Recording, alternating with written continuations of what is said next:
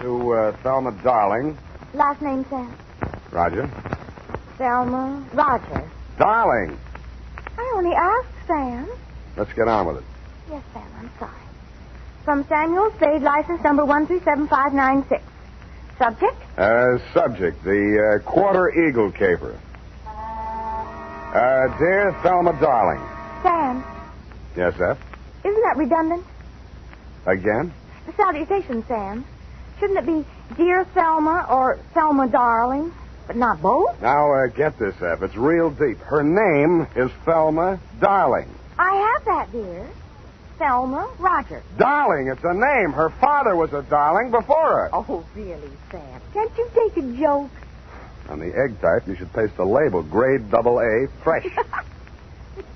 Dear Thelma Darling, I'm stubborn. Not all of this will be news to you. The part that is will be bad news. The start of it was not a quarter eagle, but a bald eagle. He swooped in through the door of my office, landed in front of my desk, perched on the edge of a chair, and said... My name is Eagle, Mr. Spade. Junius J. Eagle. My card. Eagle Vending Machine Company. They call me the Gumball King. I'm proud of it. Care to join me in a ball, sir? Not while I'm on duty. It's very good, our new avocado flavor. Yes, I've kept the Bay Area chewing for 20 years. And I will not be swerved from my purpose. Bully. I intend to fight them tooth and nail. Hammer and tongs. To the last ditch. Bravo. But I'll need help. That's why I've come to you. My competitors, Mr. Spade, are leaving no stone unturned in their contemptible campaign to drive me out of business. Now they've resorted to outright sabotage. In short, they have hired hoodlums to destroy my gumball machines. They've already smashed 11. And they won't be content until they demolish my entire equipment. It sounds like a police case to me, Mr. Eagle. No, I've been to the police. No, they don't understand my problem. Gave me a lot of double talk about juvenile delinquents. My foot. Cutthroat competition. You're sure of that? Well, what would you think? If theft were their motive, they most certainly would steal the pennies from the machines. But what do they take? My gumballs. And why do they do that? I'll buy it. Oh, well, by all means. Oh, here, try this. Our bestseller in Chinatown. We call it Sub Gum. Better not. I have to drive later. Now, I had the foresight to buy up a 3-year supply of chewing gum at non-inflation prices. So I see. Well, you can see with what thoroughness they encompass my ruination. They are not only smashing my machines, they're making off with my gum. And you want me to try and stop them? No, I do not. No. I want you to catch them in the act and find out who is paying them. Well, okay, Mr. Eagle. I'll see what I can do. Good. Now, in this envelope is a list of my machines and their exact locations, together with a check for your retainer. Thank you, Mr. Eagle. I'll keep in touch with you. Mr. Eagle, I meant to ask you, how many of these gum machines do you operate here in town? 300. And guard them well. 300? 300 nuts. 300 nuts, Sam? No, 300 gums. Gumball machines. Sam, isn't it wonderful you took this job? I mean, because of my penny card. I'm sorry, I wasn't listening. My penny card, Sam. My new one, that is. I've already completed my Lincoln series, and now I'm collecting Indian heads. Scalps? No, Sam, pennies. You see, this is the card. And these little slots you see right there, that's where you put the pennies. And they're classified according to the date and the mint where they're manufactured. Now, you see, Sam, see where the little S is on these? Now, that's for the San Francisco mint. And the D, that's for Denver. Figures. And the ones with nothing, that's for Washington, D.C. Yeah, well, it's a very nice hobby. Pardon me. 300 gumballs. You see, that's what I had in mind, Sam. All those pennies. Indian head pennies are scarce, Sam. You have to go through a lot of pennies to find even one. Honestly, sometimes when I go past one of those penny machines, that's all I can... Oh. F, this is all right between you and me, but don't ever mention your hobby to Mr. Eagle. No, I won't. Riddle me this, sweetheart. How does one detective guard 300 gumball machines scattered all over the city? Well, if they're going to smash all of them, you could just pick out one in the middle and somewhere and wait. No good. If it's an organized plan of sabotage, there might be some pattern. You seem to have given this some thought, though, Effie. How would you pick them? In the busy places where they'd have more pennies. But they're not after the pennies. They take the gum. Well, then maybe the quiet sections where they don't sell much gum. Well, they've knocked over 11 so far, here, there, and everywhere. Busy spots, dead spots. No pattern at all. You know, Effie, maybe I've bitten off more than I can chew.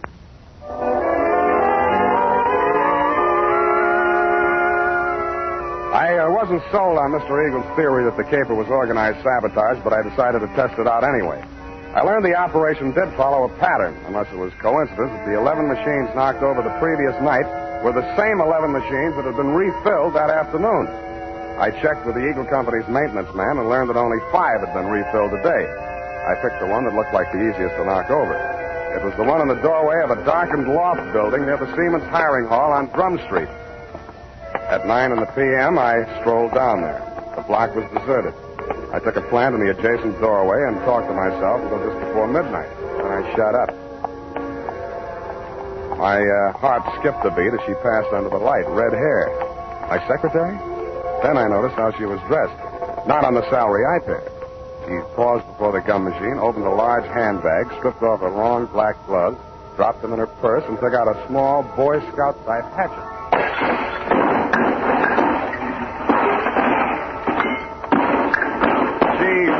With the enthusiasm of Terry Nation busting up a saloon. I edged around the doorway as she bent over the mess of pennies and gumballs at her feet. When she reached out her hand, I took one more step, and that was all. She was up on her feet, facing me, and I saw that hatchet sailing through the air straight at me. Hey!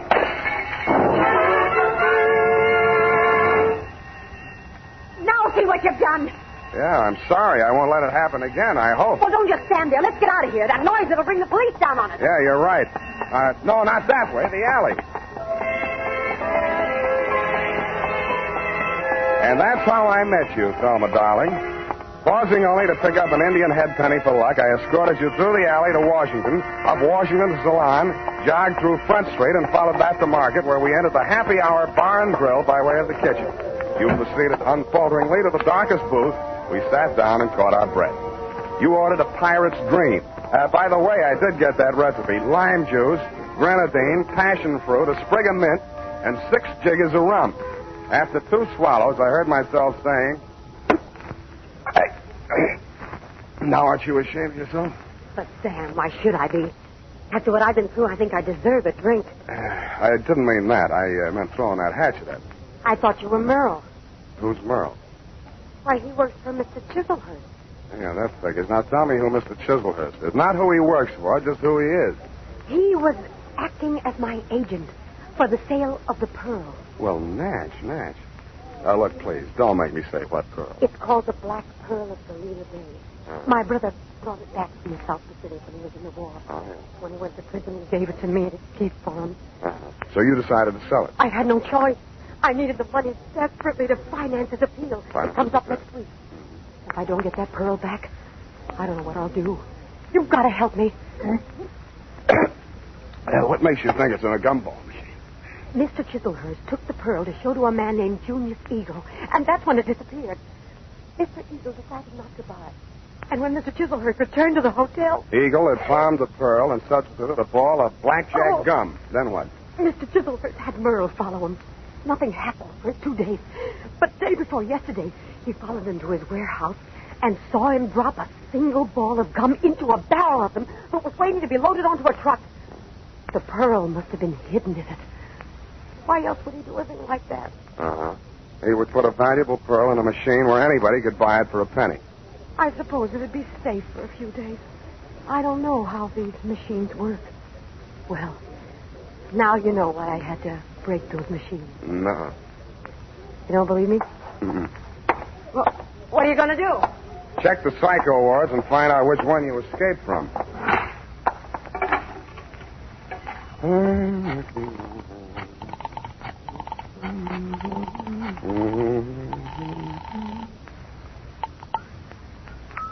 Hello? Mr. Eagle? Speaking. Spade. Oh, yeah, I just got in. I've been out making my monthly collection. Mm-hmm. Hey, I want to talk to you. You're falling down on my job. Another of my machines. Yeah, I know. Drum Street. I nailed the hoodlum. Ah. Who's he working for? Let me ask you one. Did a man named Chiselhurst ever try to sell you a black pearl? Hello, you still on the line? You stopped chewing. Yes. I think you better come over to my house. Right away. Hello. Nuts.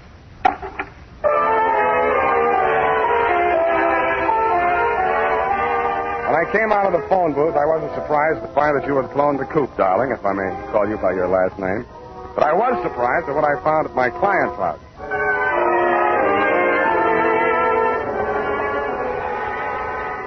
I rang the front doorbell and waited.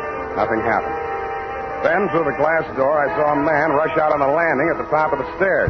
He half ran, half stumbled down the long flight to the entrance hall, yanked open the door, and tried to shove past me. I grabbed him.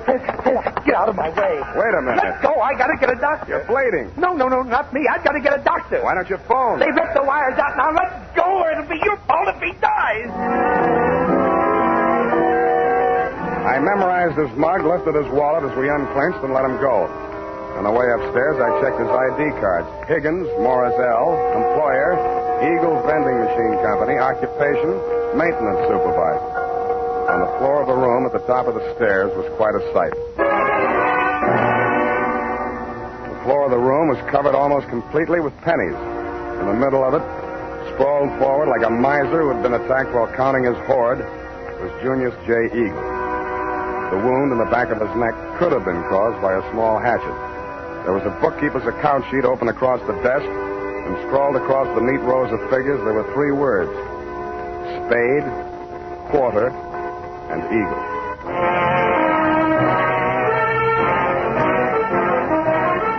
The United States Armed Forces Radio Service is... And now, back to the Quarter Eagle Caper. Tonight's adventure with Sam Spade.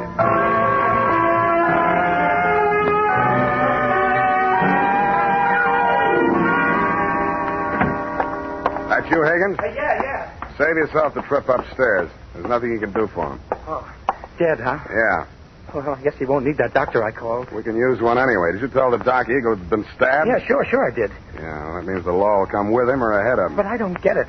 He must have been killed for the money, but why didn't they take the pennies? They should have. It'd look better for you if they had. You're that detective he hired, huh? That's right. Now, look, Higgins, we haven't got much time. If you want to find out who killed your boss, spill everything you know to me now, before the cops get here. Because they're going to hold you, and they'll hold me, too, if they find me here. But I don't know a thing, Spade. I just found him like that. How did you get in the house? I have a key. He gave me one, so when I came here to pick up the pennies, he wouldn't have to come all the way down to let me in. So now tell the cops the door was open. Did he always collect the pennies from the machines himself? Yeah. He was a coin collector as a hobby. He liked to go through them and save out the odd ones. You always pick up the money at 1 in the a.m.? Oh, no. No, he called me tonight a little past midnight, and he asked me to come right over. Hey, look, you got to believe that. I do. He said the same thing to me. What do you know about a man named Chiselhurst? Chiselhurst? Hey, wait a minute. That's the name of the guy that ran into my truck yesterday coming down the California incline near Grant. He slammed right into the rear of my truck. I tangled with his chauffeur, some punk kid. Named Merle? Yes, that's what they called him. And there was a dame in the car, too, a redhead. Any report on the accident? No, the cop took it down on the beat there. There wasn't no damage. Sounds like we haven't got much more time here. Oh. What exactly happened the night the first gum machine on your route was smashed up? Come on. Well, first off, I went to a bowling alley on Church Street, and we moved our machine there. It was discontinued. Wait a minute. Where did you take it? Back to the shop? Oh, wait a second. I got it here in my book. Come on. All right, I'm hurrying. Here it is, 11864. Mm-hmm. No, I exchanged it for an out of order down on Drum Street. Did you leave the pennies in it? Oh, sure. They only get collected once a month. How much gum was in it? About half full. I didn't refill it until today. Yeah. What's your system on the refill operation? Well, I carry about 4 extra machines in the truck. When I go to fill a machine, I take one of the extras already filled out of the truck and trade for the empty. Yeah. Then I fill the empty one in the truck, and that saves me from carrying the bag around. Now, is there anything else I can tell you? Yeah. Huh? Does Quarter Eagle mean anything to you? No. Okay, now where's the back door? Out here.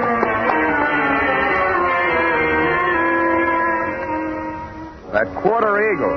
What was it? Was it a wrestling hole like the Half Nelson? I thought of asking Effie, but I was afraid she'd know. I was sure that if I could find Chiselhurst, I could get all the answers at once. That collision between his car and the rear end of Higgins' truck was a good lead in more ways than one. It meant that at least part of your story, darling, was true. But you neglected to tell me that you, Chiselhurst, and Merle had been tailing Higgins' appointed rounds of the gumball machine. I checked the police report on the accident. The car was registered in Great Britain. The report said transient, no local address, and so to bed. I dreamed it was next Thanksgiving, and I was eating a roasted Quarter Eagle. Then it turned into crow.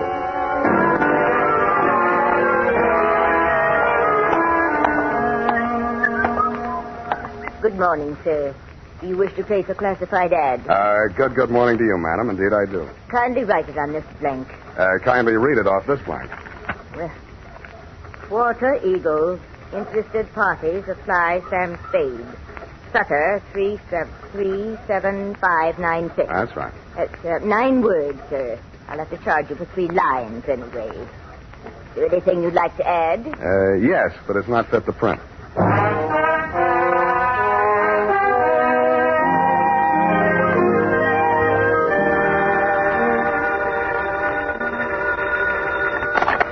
Bonnie's Beanery.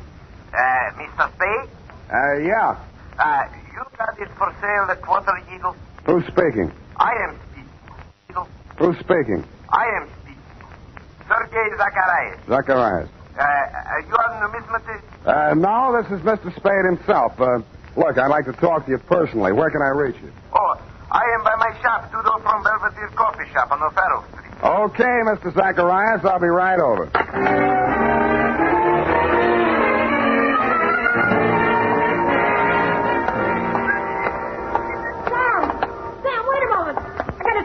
Why didn't you do more talking last night? My client might be alive if you had. Oh, it's terrible. But how could I have known? You knew about the Quarter Eagle. Why did you spin that yarn about the pearl? How did you find out about it?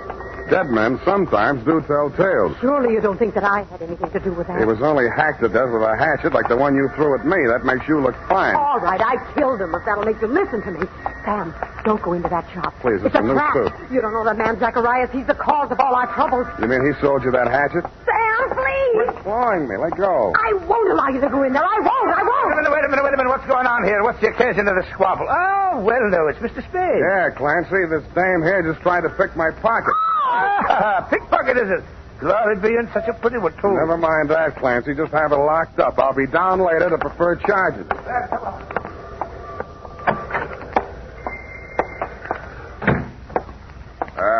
Hello? Anybody home? Okay, chums. Just keep on walking. Straight through the back room. One move and I rip you wide open.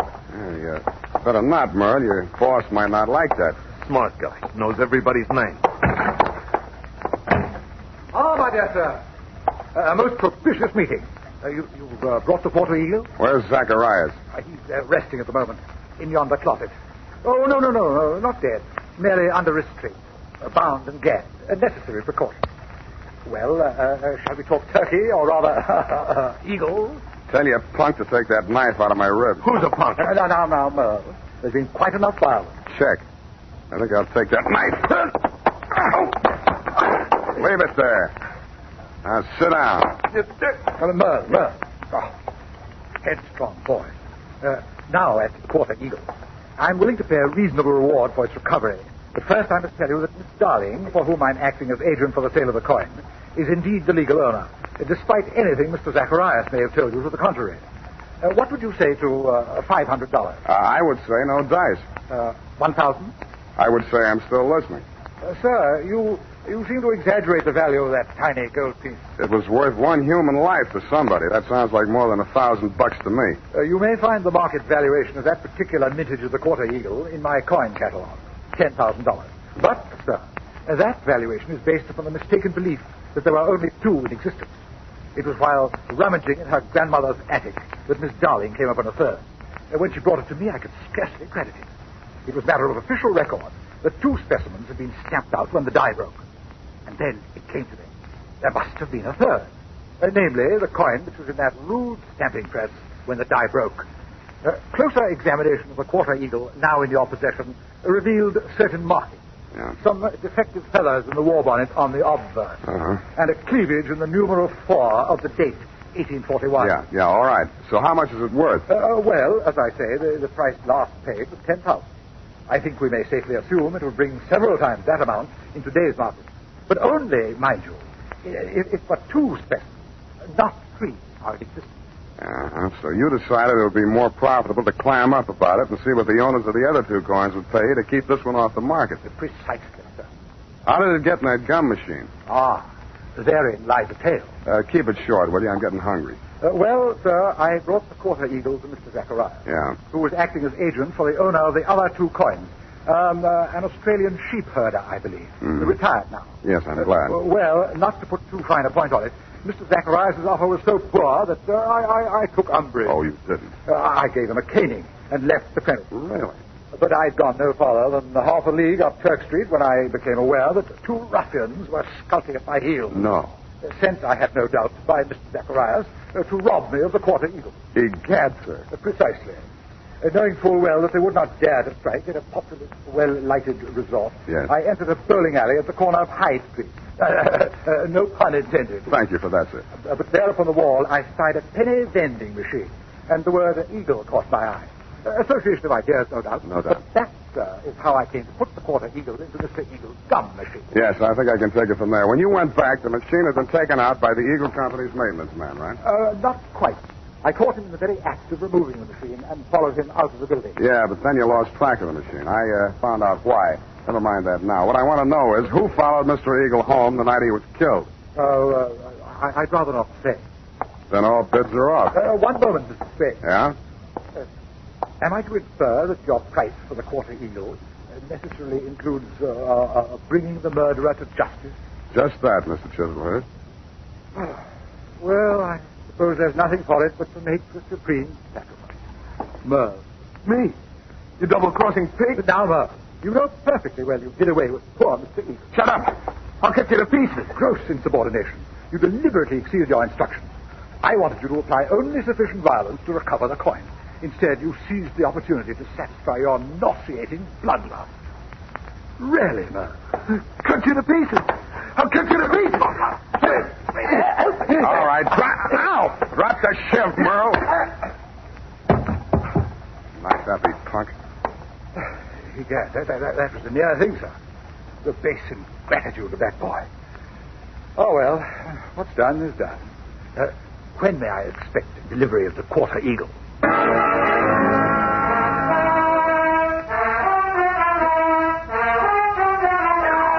I didn't answer him. To cover my embarrassment, I gagged him, manacled him to Merle, and delivered the package marked one murderer, one accessory to the dumbfounded minions of the law. And that, Thalma, darling, I regret to inform you, is still the crop. After I'd sprung you from the pokey, I got hold of Higgins, and we went through every coin out of every Eagle gumball machine in the city of San Francisco. It couldn't happen, but it did. Your quarter Eagle is, shall we say, no place. Period. End of report. Sam, I'm disappointed in you. Well, so am I, sweetheart. But I'll forgive you if you found even one Indian head penny from my penny card. Yeah, just one from that machine on Drum Street. Oh, Sam. There you are, sweetheart. Oh, thank you. And it's an old one. No older than I feel. Go type that up.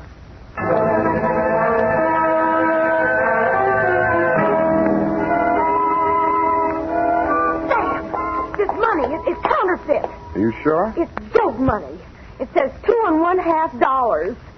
You see where it should say 1 cent? $2.50. Let me see that. $2.50. If an eagle is a $10 gold piece, what is a $2.50 gold piece? Well, now, let me see. $5 would be half. Sam. Right. A quarter eagle.